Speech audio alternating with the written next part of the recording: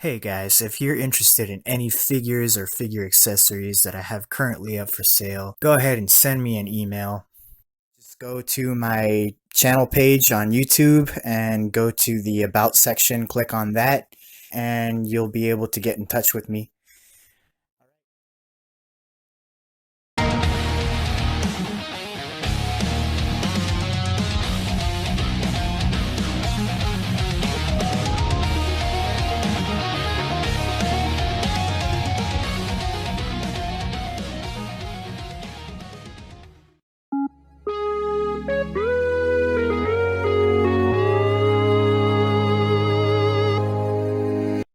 How's it going, my fellow collectors, and welcome back to my channel for another Hot Toys video review.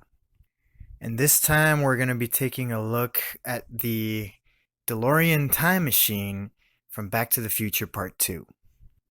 Now, as you all know, the whole drama that I had with Toys Wonderland, I was supposed to get this vehicle a long time ago. And if you don't know about it, I'll leave a link to the video in the top right hand corner of the screen. I explain the whole shebang on that video, so check it out. So this model I got from Sideshow's website. So it's been a long time coming, and I finally got it, and the review is finally here. But this isn't going to be your typical review. There's hundreds of videos on this Hot Toys vehicle already. There's nothing I can say that hasn't been mentioned already about this vehicle. If you want to know more about it, then check out those videos. This video is going to focus on the way the real time machine works. So we're going to start off at the front. These bumpers here that run along the front of the vehicle and also on the rear of the vehicle, those are known as flux bands. But they're also known as field stabilizers. And they contain the active tachyon particles within the boundaries of the vehicle. That's what they're for. And the boxes that you see right here, those are flux boxes. And they're also on the top of the vehicle, right here. And those contain temporal field ignition coils. So basically what they do is they consume the tachyons, then they create a temporal field. That's what you see when you see the vehicle about to hit 88 miles per hour. And then you see it starts to shoot energy from here toward the front of the vehicle. And then you see the temporal field creating itself right in the front of the vehicle. And when I take you to this side on the rear of the vehicle, these red cylinders that you see here, they're capacitors. Those are meant to store the 1.21 gigawatts of electricity, and they're connected to the flux capacitor. So from the back, you see that it connects to the flux capacitor. So let me just show you that real quick.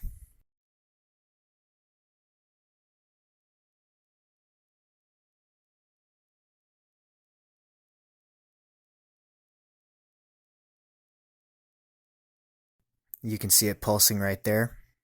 So yeah, those capacitors, there's the 1.21 gigawatts, they're stored there, and then they're delivered to the flux capacitor. And then on the other side of the rear of the vehicle, these green objects that you see here shaped like missiles, those are pontoon accumulator tubes. And those contain liquid freon designed to freeze the nuclear reactor in case of an emergency.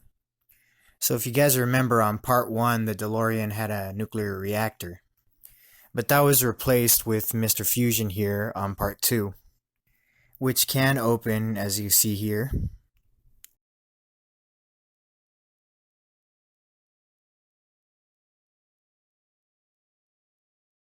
So there you go. So Mr. Fusion still creates a nuclear reaction, which is required in order to create the 1.21 gigawatts of electricity that's needed for the flux capacitor. But it does it in a safer way than the plutonium chamber that they had in part 1. There's no danger of being exposed to radiation using Mr. Fusion. And you don't need plutonium either. And when I take your attention to the top of the vehicle toward the rear, you see that square there, that is the heat sink. That prevents the DeLorean from overheating. And then when we take a look at the back, you see here the two reactor cooling vents, which is this one and this one over here. They basically work the same as cooling towers in nuclear power plants. They prevent a nuclear meltdown, basically. That's why you see them vent all that steam out. That's also why you see all the weathering on the sides of the vents here. So that's what those vents are for. Now I'm going to show you the interior of the vehicle. So here's the interior of the car. And there are the time circuits. And the meter, so it could see how fast the car is going once it reaches 88 miles per hour.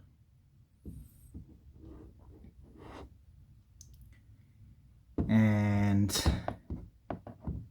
there is the keypad, which you use to enter the dates that you want to time travel to.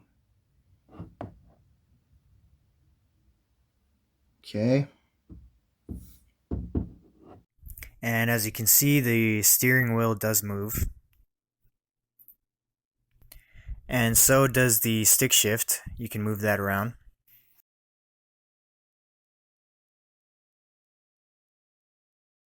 And the switch to turn off and on the time circuits.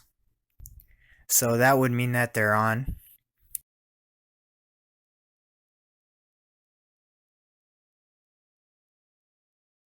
And that would mean that they're off.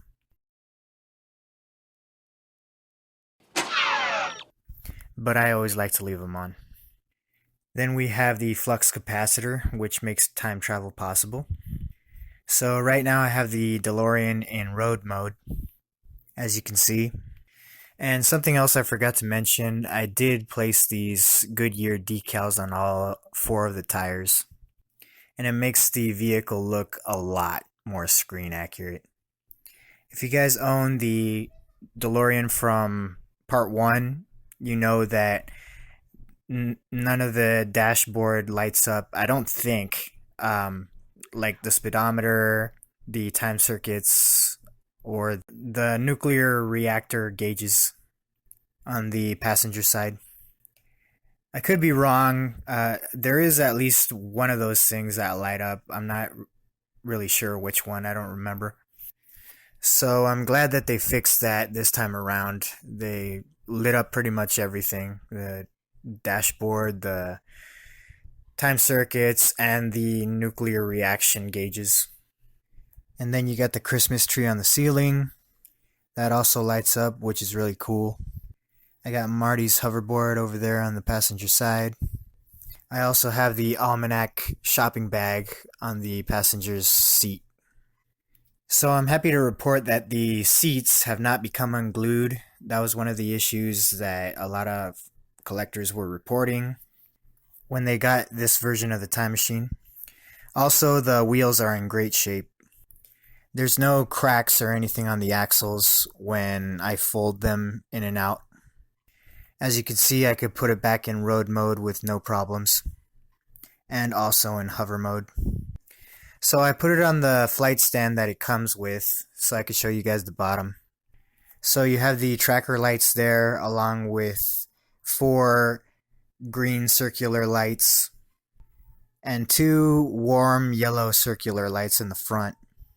And then you have the glowing wheels. A lot of people complaining that they're yellow lights, that they're warm yellow lights, and that they should be white. But in the movie, you see that they're yellow warm lights, so I don't understand what they're complaining about. But whatever. But yeah, they're not really that bright. I wish they could be brighter than that, but they're not. There's one other customization that I forgot to mention that I did. The wheel wells on the back, I put some black tape on that, on all four of those. Because right out of the box, you see that the light just shines straight up, right on the wheel wells. And that's not movie accurate. So that bothered me, so I decided to put some black tape on there. It still bleeds some light out, but it's better than what it was. I'll settle for that over what it was. And here's a good view of the passenger side. There's a few more lights on this side. And here's a better view of the nuclear reactor gauges.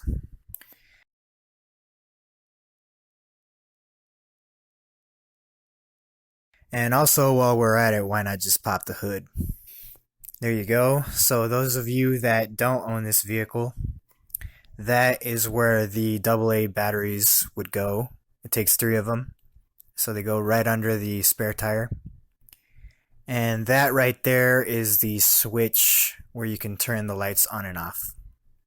So you hit that button twice to turn the lights on for hover mode, and you hit it once to turn the lights on for road mode. But as you can see, I have it in hover mode currently. This car is awesome. It's a character all on its own in the movie. Anyone who sees it anywhere will immediately know what kind of car it is and where it comes from and all that. So you could say that the movie has 3 main characters: Doc, Marty, and the Delorean.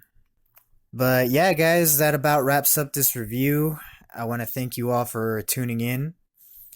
And if you liked the video, please give it a thumbs up. And if you're new to my channel, please consider subscribing. But until next time, guys, I shall catch you all later on the tube. Alright, bye guys.